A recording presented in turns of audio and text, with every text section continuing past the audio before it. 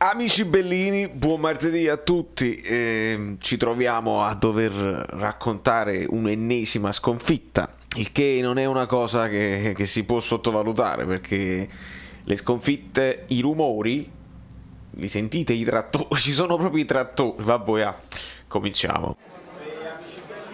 È letteralmente immarcabile. Se la vede Gattuso.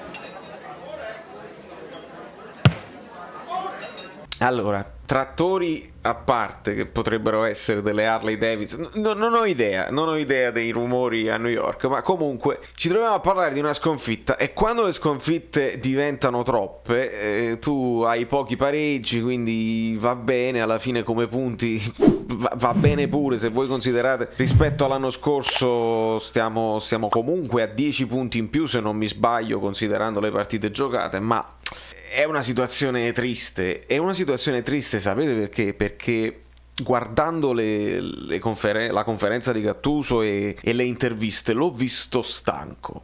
L'ho visto proprio stanco, un po' avvilito, perché si trova a parlare di una partita che il Napoli è tornata a dominare senza problemi, dopo quella dell'Atalanta dove siamo giustamente finiti sotto la critica per essere stati troppo remissivi, che abbiamo tirato poco in porta, ed è giusto ed è vero. Gattuso sottolinea il fatto che passa a 3 con l'Atalanta un po' per rispetto dell'Atalanta e un po' per defezioni reali, perché lui dice purtroppo io ho solamente 2 mezze ali, che sono Elmas e Zielinski, e quindi se non posso fare tutte le partite con loro, il 4-3-3 diventava complicato. Lo capisco pure, però tu consideri Bakayoko, Demme e Lobotka tutti e tre vertici bassi da 4-3-3, quando secondo me Demme la mezzala lo può fare.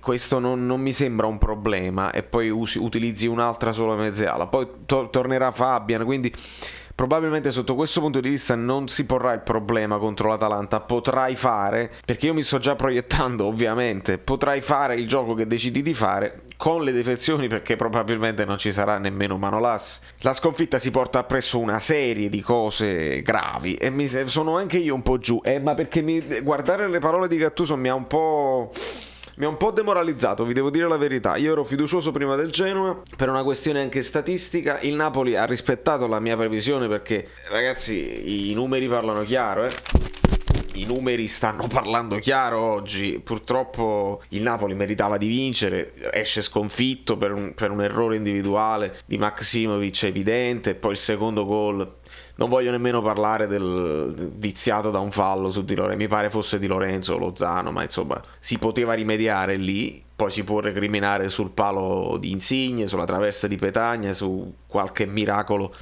qualche buona parata di Perin, su tiri dalla distanza, Demme, Zielinski, Lozano, una serie infinita, e poi il rigore che è netto, perché mettiamocelo, perché sembra che in questo campionato, e lo dico senza remore, le squadre che vanno bene vengono anche premiate con dei rigori, le squadre che vanno male vengono poi affossate definitivamente, e quindi così non va, devi essere rispettato. Se il rigore c'è, punto e basta, fammi recuperare un punto e magari il morale si aggiusta pure, ma questo non avviene, e quindi ci troviamo a leccarci le ferite. Un'ulteriore sconfitta. Le sconfitte, quando diventano troppe, è capace, è una regola del calcio che non condivido sempre, però quando sono troppe le sconfitte, anche un allenatore che ha in mano la squadra e che la fa giocare bene molto spesso viene cambiato.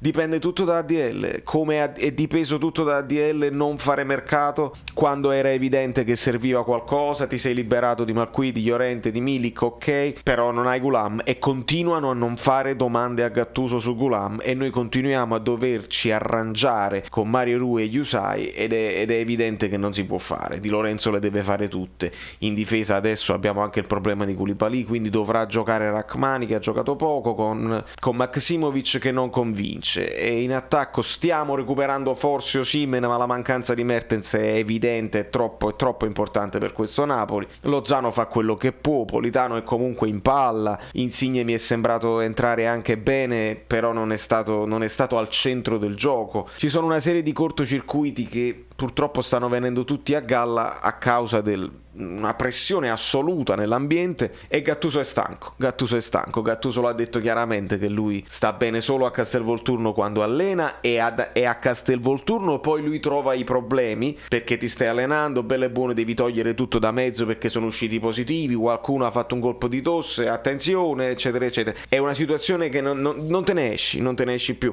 Quindi purtroppo le attenuanti ci sono, io le considero tutte, la sfortuna è evidente, ma noi ci troviamo di fronte a una squadra che è troppo, c'è troppo davanti a noi, c'è un ostacolo troppo insormontabile per raggiungere la Champions League. In questo momento il Napoli è lontanissima, nonostante te la puoi giocare punto a punto, no? Con la Roma che comunque perde terreno, con l'Atalanta che qualche zoppicata la fa, adesso vedremo la Lazio, ma insomma sono tre squadre, la Juventus se n'è andata, sono queste le tre squadre, e purtroppo tre squadre sono troppe. Con due squadre abbiamo gli scontri diretti a favore, con la Lazio no, e diventa veramente impossibile. Gattuso ha detto che la Coppa Italia non è una priorità, quindi si farà necessità virtù, si farà una partita senza ucciderci, perché se già Gattuso dice una cosa del genere, non aspettatevi una partita alla morte di questi giocatori. Io lo so già che inconsciamente la Coppa Italia l'abbiamo vinta l'anno scorso, non ce ne frega, magari cacceranno un pochino tutto per l'Europa League, non lo so, è veramente complicato. Ma passiamo alla lavagnetta, perché qualche cosa ve la voglio far vedere. Facciamo un passaggio così da questa parte e come per magia facciamo così. 4-3-3 senza alcun dubbio. Ospina che mi sembra incolpevole, però poteva fare qualche miracolo. Vabbè, Pandev straordinario. Di Lorenzo ha fatto anche una buona partita, si è proposto molto, si è creata una catena interessante con Politano e anche con Lozano ad un certo punto, perché adesso vediamo nel secondo tempo come ci mettiamo. Manolas poi sostituito Rachmani, Maximovic fa dei danni incredibili, e lo stesso Mario Rui, ragazzi, cioè, arriva al tiro, la tira altissima, mi sembra svogliato, c'è stata l'occhiataccia di Gattuso a Mario Rui, lo capisco, è per questo che Gattuso è stanco, e sono stanco anche io di dovermi arrangiare su quella fascia. Non si può fare, le squadre che ci stanno davanti hanno tutti terzini di altissimo livello e noi no. Dem fa tutto quello che deve fare, arriva anche al tiro pericolosamente, dopodiché entra Bakayoko, non lo capisco, chiedo a Gattuso perché Bakayoko e non Lobotka, e nessuno glielo chiede, continuano a chiedere ma è la reazione mentale, no, gli dovete fare domande tecniche, perché non gioca Gulam, è una domanda tecnica, perché Gulam ti poteva dare, allora non si può parlare di Gulam, questo mi dovete spiegare, non si può parlare di Gulam.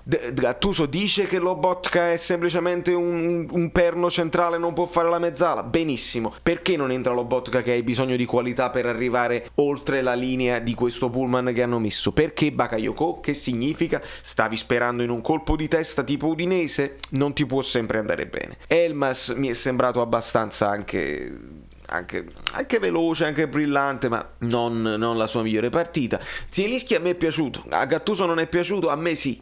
Sinceramente l'ho visto bene nel primo tempo, dopodiché entra Osimhen ed entra Insigne, quindi esce Petagna fa il solito lavoro, ma non mi ricordo cose incredibili a parte il colpo di testa, potevi alzarti da terra, ma lasciamo perdere.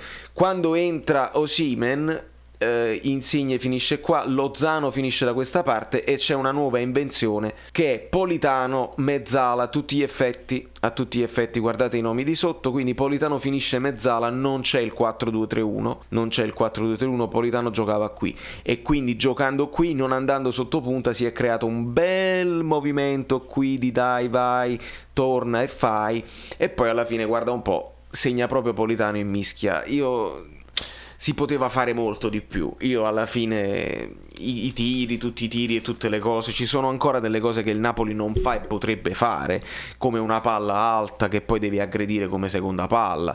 Ci sono veramente alcune cose anche più semplici che si possono fare, che puoi mettere in difficoltà una squadra come il Genoa, perché adesso si sprecano. I complimenti a Ballardini, tutto a posto, è secondo in classifica da quando è arrivato, dietro la Juve, tutto benissimo, ma ragazzi li abbiamo presi a pallonate. Ballardini non può essere contento di questo Genoa contro il Napoli che indovina 2 gol e basta, ma li indovina e poi prendono tanti rischi. Però il confronto con la partita con lo Spezia è leggermente diverso, perché vi chiamo un attimo, lo facciamo a volo, boom, facciamo al volo con questi XG che lo sapete che io adoro. Se il Napoli con lo Spezia perde, ma facendo 4 occasioni, un punteggio di almeno 4 gol che tu ti puoi aspettare, perché tutti questi pallini, no? Più grandi sono, più l'occasione è clamorosa, quindi si arriva addirittura a 4 potenziali gol contro 1,93, perché i 2 gol dello Spezia, uno è il rigore e uno è il pallone che rimbalza sul palo.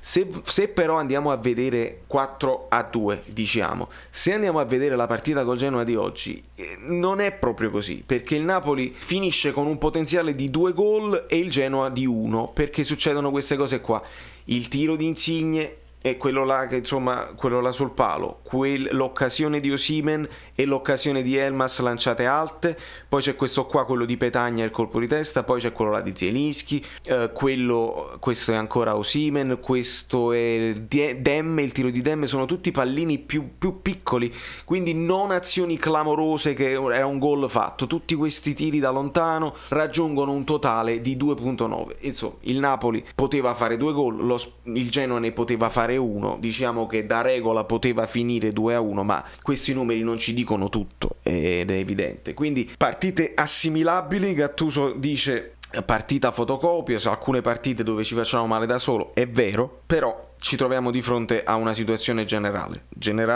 da cui non se ne esce se non succede qualcosa di clamoroso, cioè una vittoria incredibile con l'Atalanta che ti dà un morale e ti butta in finale, una vittoria con la Juventus che lo sapete quanto è importante per l'ambiente. Queste sono le 2 cose che possono succedere, altrimenti ragazzi, io ve lo dico prima, perché diventerebbero 3 sconfitte consecutive dopo aver perso con il Genoa, perdi con l'Atalanta perché quello è dentro o fuori e puoi perdere con la Juve, 3 sconfitte consecutive. Io credo che si fa la cartella e credo che De Laurentiis in questo momento è proprio al telefono pesantemente con chi che sia, non lo so, con chi che sia, non lo so con chi sta a telefono, lo scopriremo, ma credo che 3 sconfitte consecutive, questo ambiente che si è creato, Gattuso non le sopravvive e si dovrà fare di necessità virtù e si dovrà ricominciare da capo. Io spero che si prenda Montefusco, cioè si prenda un allenatore che non ha nessuna velleità di continuare,